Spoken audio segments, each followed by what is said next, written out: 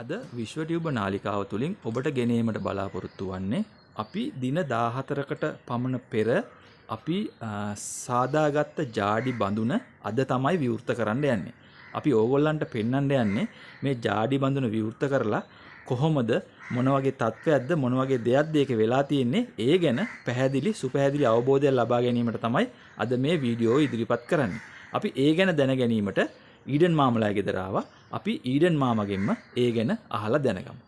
සුබ දවසක් ඊඩන් මාමේ. සුබ දවසක් සුබ සන්ධ්‍යාව හැමතෙම ප්‍රාර්ථනා කරනවා. මා පළමු කොට මගේ ඒ කරවල පිළිබඳ විස්තරයත් ජාඩි පිළිබඳව විස්තරයත් බලපු හුඟක් දෙනෙක් මට සුබ පතලා තිබුණා. ආශිර්වාද කරලා තිබුණා. මට ආයු බෝ වේවා කියලා පතලා තිබුණා. මේ හැම කෙනෙකුටම මට ඒ ආශිර්වාදය දුන්නා වගේ සුබපැතුම් දුන්නා වගේ ඒ හැමතෙම මං අත් දෙක ඇඳලා සුබ පතනවා හැම කෙනෙකුටම. හොඳයි. දැන් අපි ඕගොල්ලන්ට එදා කිව්වා දින 14ක් 15ක් ගිහිල්ලා මේ ජාඩි එක අරින්න ඕන කියලා. ප්‍රස්තාව පිරුලකක් තියෙනවා ජාඩියට මූඩිය වගේ කියලා. ඒ කියන්නේ ආයේ නෑ හරියට කිටි කිටියේ තියෙන්න ඕන ආයේ කිසිම කෙනෙකුට ඇතුළට යන්න නැති විදියට. හොඳයි. දැන් මේ අපි මේ ජාඩි මේක විවෘත කරන්නයි යන්නේ. මේ තියෙන්නේ අපි එදා දාපු ජාඩි මේක. මේක දැන් විවෘත කරන්නයි යන්නේ. හොඳයි.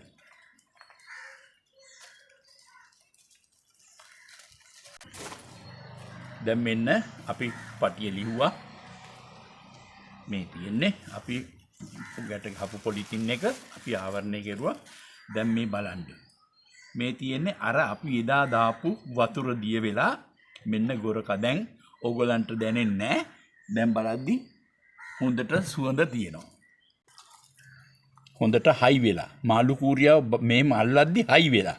එදා පන පිටින් මාළු කූරියා වගේ නෙමෙයි දැන් දරදඬු වෙලා ඉන්නේ. මාළු ඔක්කොම හොඳට හයි වෙලා තියෙන්නේ. හරි.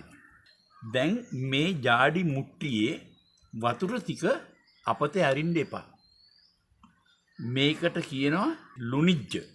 මේකෙන් හැඳි දෙකක් විතර පොල් සම්බෝල හදද්දී අර ලුණු වෙනුවට ඇඹුල් වෙනුවට ඒ පොල් සම්බෝල එකට දාද්දී ඔයාලාට කටේ රසට ඒ වමනා කරන ප්‍රමාණයට ගත්තකි.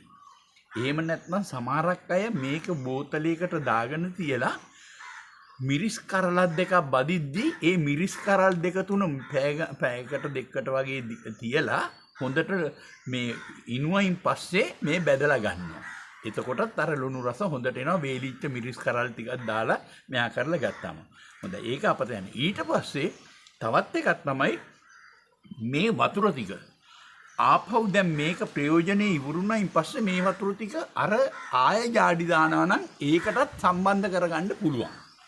හැබැයි මතක තියාගන්න ඕන අලුත් ලුණුයි අලුත් ගොරකයි වැටෙන්න ඕන. ඒ මොකද හේතුව මේ වතුර වලට මේ ගොරකවල තියෙන වටින රසයත් ලුණු වල දේත් ඔක්කොම එකතු වෙලා ඉවරයි.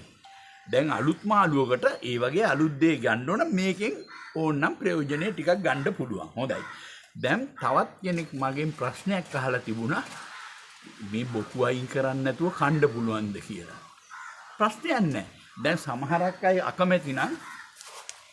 අකමැති නම් මේ මාළුවව පුළුවන් මෙතනින් කතුරෙන් කපන්න. මේ තියෙන්නේ මේ කතුරෙන් කපලා දැම්මේ.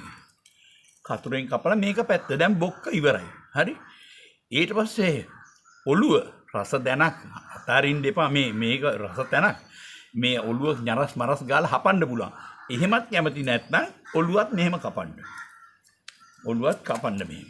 ඊට පස්සේ මේකත් කැමති නැත්නම් මේකත් කපන්න මේක. මේ සමහරක් වෙලාවට කරවල තියෙනවා මේකට කියන්නේ ඩිස්කෝ කැපිල්ල කියලා.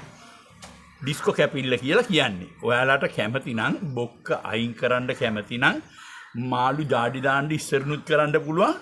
බදින්න ඉස්සරනුත් කරන්න පුළුවන්. මේ කොර ටිකත් එක්කලා බෙදුනම තමයි රස කොරත් එක්කලා කද්දි. හොඳයි. දැන් මම ඒක පැහැදිලි කරලා දුන්නා. හොඳයි. දැන් එතකොට අපි මේ බෙදුම් විතරක්ම නෙමෙයි. අපිට මේකෙන් පුළුවන්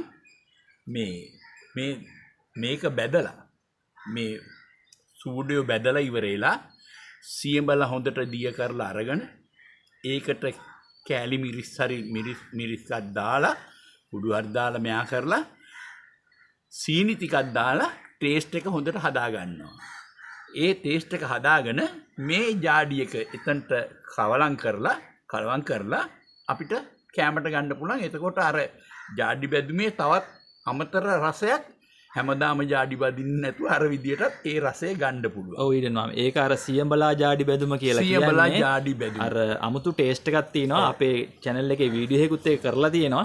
ඒකත් බලන්න කියලා ආරාධනා කරනවා. හොඳයි. ඒක හුඟක් හොඳයි. ඒක මෙයා කරලා තියෙන එක. අනිත් එක තමයි කෙලවල්ලෝ බලය වගේ ලොකු මාළු. මට දැන් ඒක පෙන්වන්න විදියක් නැහැ. අපි ඒක දැම්මේ නැතිඳ කෙලවල්ලෝ බලය වගේ මාළු කටුව අරන් දාලා ඕන්නම් කටුවත් එක්කලා පෙතිත් ගහලා දැම්මැකි පොඩි මාළු. එහෙම නැත්නම් කටුව කැමති නැත්නම් කටුව අරන් දාලා ඒ කටුව නම් ජාඩි වලට ටිකක් හයිය තියෙනවා. ඒ අරන් දාලා ජාඩි කිුණායින් පස්සේ අපේ අය ජාඩි සම්බෝල කියලා හදනවා. ජාඩි සම්බෝල කියන්නේ ජාඩි කෑල්ල අරගෙන ඒක හොඳට කුඩු කරනවා. ඒ හදලා ඉවරලා හරිම රහයි. හරියට chili paste වගේ. ඒ හදලා ඉවරලා සමහරක් අය තමුන්ගේ නෑ සහෝදරයෝ ඉන්න ඉතාලිය, ජර්මනිය, ප්‍රංශය වගේ රටවල් වලට බෝතල් වලට දාගෙනත් යනවා. ඒ ජාඩි සම්බෝල එක. දැන් ඕගොල්ලන්ට මීට අනිත් එක ටිකක් ලොකු මාළුවෙකුවත් ඔයාලා කෙරුවේ නැහැ අයියනේ. මම ගෙනාවා කුඹලාවෙකුව. මේ කුඹලාවව කොහොමද දාන්නේ කියලා මේ වගේ නැතුව කොහොමද දාන්නේ කියන එක මම කපලා පෙන්නන්න. හොඳයි.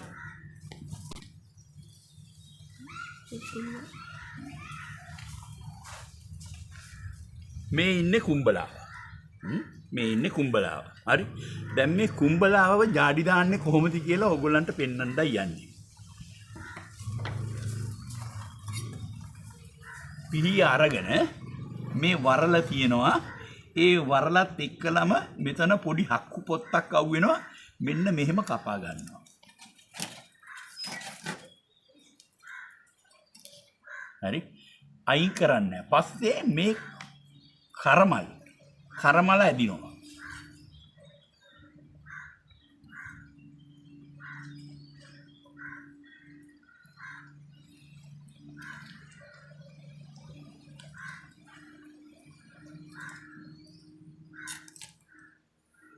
දැන් මේ කරමල ඇද්දා.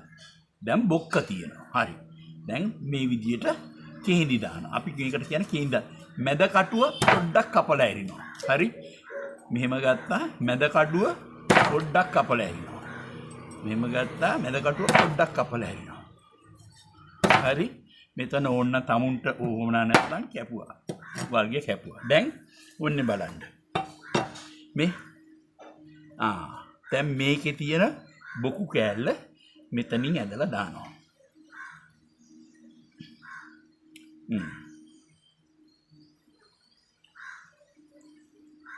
මෙතනින් ඇදලා දානවා.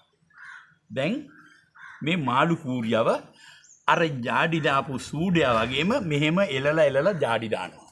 දැන් අපි හිතමු ඕගොල්ලන්ට මේක ලොකු වැඩි කියලා හිතුණයි කියලා ජාඩි දාන්න. එතකොට මොකද්ද කරන්නේ? හරි. එතකොටත් කරමු කොහොමද කරන්නේ කියලා.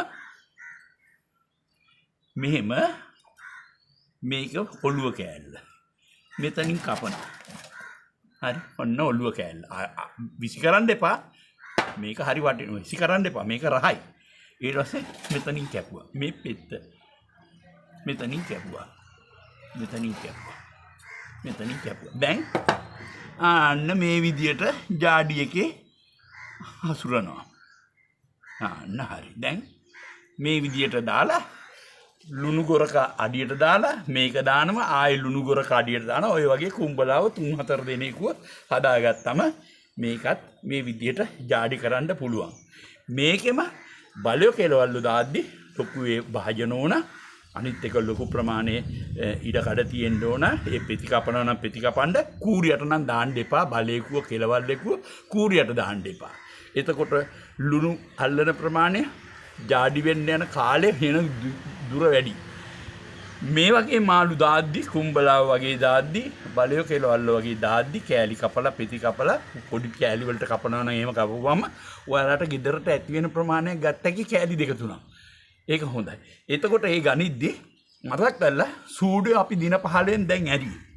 දින 15න් ඇරියේ. අරක දින 20ක් විතර දෙන්න. නැත්නම් සති 3ක් දෙන්නකෝ. සති 3ක් දින 21ක්. දින 21ක් ගිහිල්ලා ඉවරලා බලන්න. දැන් බලන්න එක පණුවෙක් නැහැ මැස්ස යන්න විදියකුත් නැහැ. ඒ කියන්නේ ජාඩියට මූඩිය වගේ කියන්නේ අන්න ඒකයි. දැන් ඔයාලට මතකයිනේ මේ වතුර විසි කරන්නත් එපා. වතුරෙන් ප්‍රයෝජනයක් ගන්නත් පුළුවන්. කාලයක් මේකේ තියෙන ජාඩි ටික හැබැයි කාලයක් තියෙන්න ජාඩි වතුර ටික තියෙන්න ඕන.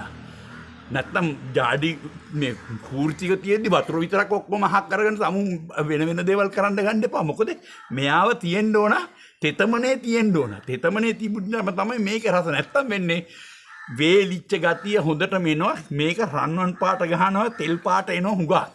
ඒක කාලයක් යනකන් තියෙනවා මේ වතුර ටිකේ බලන්න දැන් මේකේ තියෙන පිරිසිදු වතුර ටික මේ පාට ඕනටත් වඩා වතුර අඩු වුණොත් මේ මාළුවව පාට ගන්නවා හරික්මට. හොඳයි.